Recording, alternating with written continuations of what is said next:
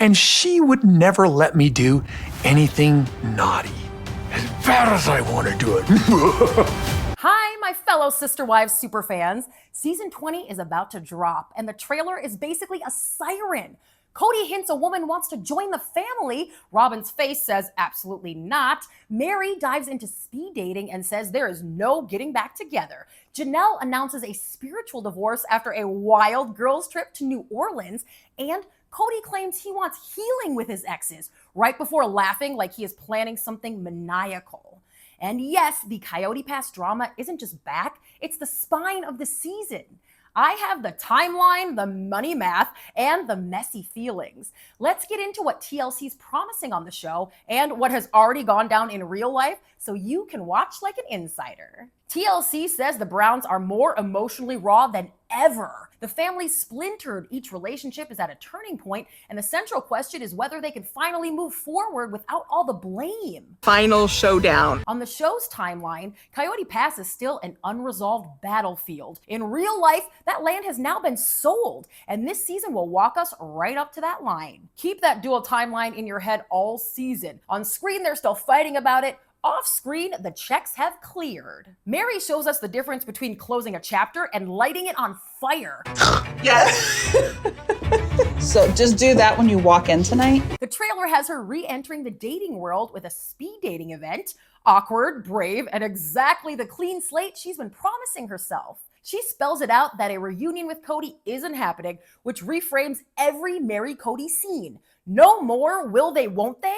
Just what's next for Meri? Expect her to battle for what she feels she is owed in the Coyote Pass saga. Meri said she was promised more land and she is done being told she deserves less because she had one child. That energy will meet a wall of resistance and lawyers get called. Janelle's November 2024 New Orleans trip is the turning point. She comes home freer, clearer, and ready to make the split official on a spiritual level. On this season, she is over Kody's priorities. She points out that while he complained about debts and not having the cash to pay off Coyote Pass, she kept seeing new stuff. A finished backyard, decor, cars, all the trappings at Kody and Robyn's house. Her adult kids are over it too. The estrangement with Kody deepens when he expects apologies after the COVID era. Janelle's sons push back hard. Gabriel lays it out. He is only talking if Kody actually wants a relationship, and when Kody responds as if he's forgiving his son for something undefined, Gabriel's reaction is basically, forgive me for what? That's the father-son fracture we'll be watching play out under every group scene.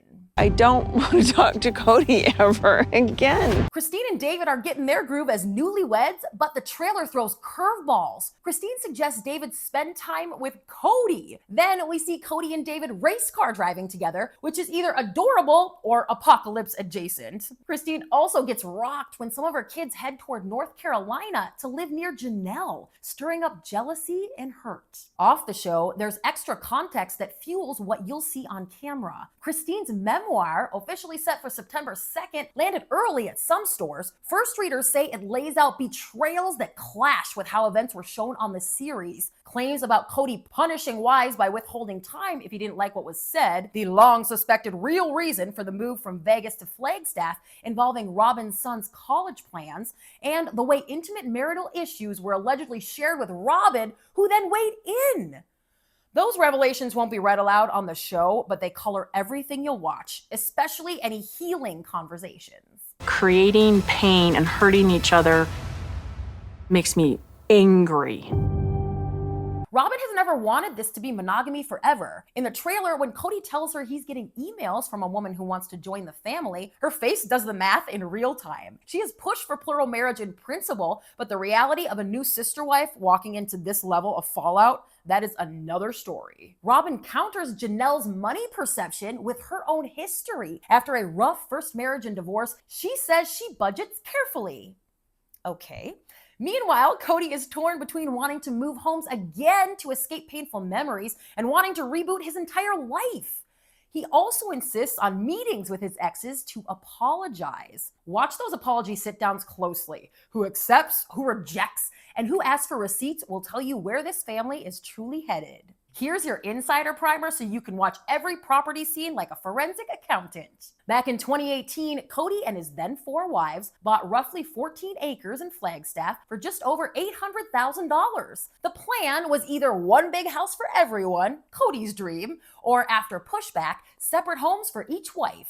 Then the marriages crumbled. Christine left in 2021, Janelle in 2022, Meri officially in 2023. Christine took the nuclear option. She signed her share over to Kody and Robyn in 2022 for a measly $10 to be done with it. By late 2024 into this year, the fight turned to who owned what and who would be made whole. Meri said she ended up with the smallest portion despite being told she'd get 2 acres, and she made it clear she would fight. Janelle wanted out cleanly and floated being bought out to fund her next move. Kody fumed that he'd paid the lion's share for 1 lot and grumbled about not wanting to be screwed, while also admitting his wife with a conscience, Robyn, wouldn't let him make a messy move.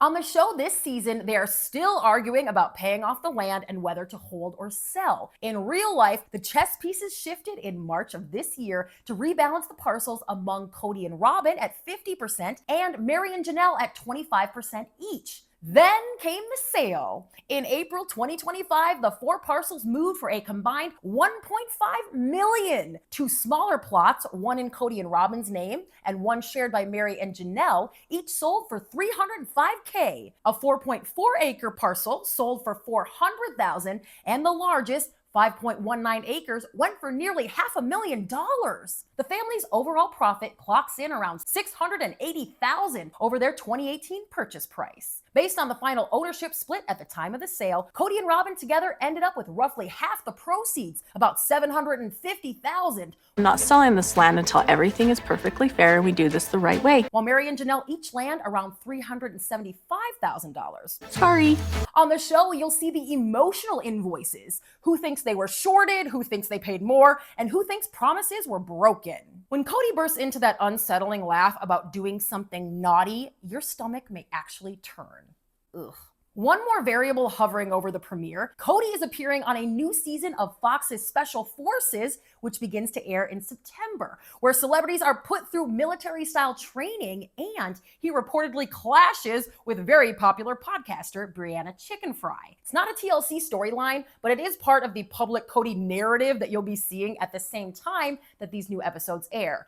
Expect the discourse to bleed across platforms. Here's how to watch season 20 like a detective. Any talk about paying off the land is your signal to track who actually wants to sell versus who's emotionally attached. Any apology scene should be graded on whether real accountability lands or if it's just a reset attempt. Any mention of plural marriage should be heard with 2 ears. Robyn's supposed dream versus the very real risk of introducing a new wife into this thunderstorm. Any Meri dating storyline should be measured by how often she draws a bright line about the past. And any Christine David Kody moment is about whether the Browns can truly exist as a reconfigured family, not just a rebranded one. And also if they can continue on the same show altogether. Sister Wives premieres Sunday, September 28th. As the show catches up to reality, I'll keep the Coyote Pass math front and center so you always know where the money and the emotions actually landed.